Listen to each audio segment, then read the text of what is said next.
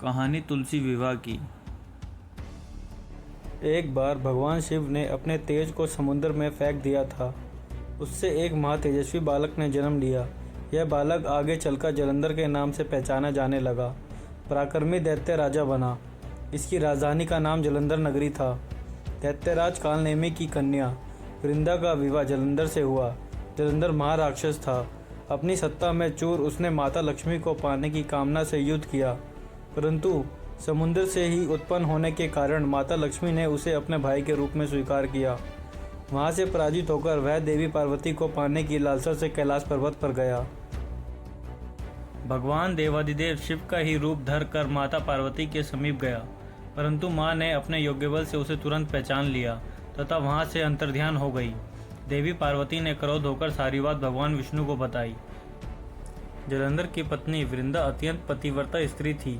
भगवान विष्णु की बहुत बड़ी भक्त थी। उसी की पतिव्रत धर्म की शक्ति से जलंधर ना तो मारा जाता था, ना ही पराजित होता था।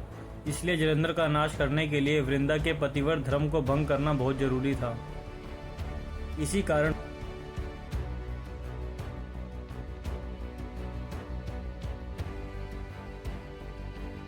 भगवान विष्णु ऋषि का वेश धारण कर वन में जा पहुंचे, जहां वृंदा अकेली भ्रमण कर रही थी।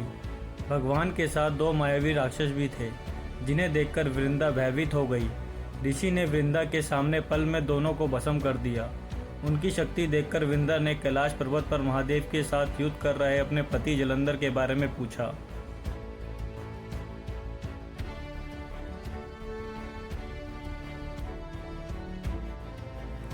ऋषि ने अपने मायाजाल से दो वानर प्रकट किए।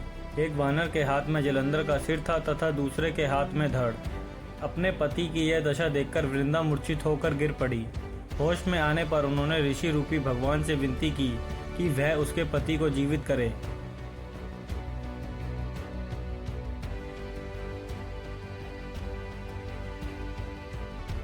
भगवान ने अपनी माया से पुंज जलंधर का सिर धड़ से जोड़ दिया, परंतु स्वयं भी वह उसी शरीर में प्रवेश कर गए। वृंदा को इस छल का जरा भी आभास न हुआ। जलंधर बने भगवान के साथ वृंदा पतिव्रता का व्यवहार करने लगी, जिससे उसका सतीत्व भंग हो गया। ऐसे होते ही वृंदा का पति जलंधर युद्ध में हार गया और मारा गया।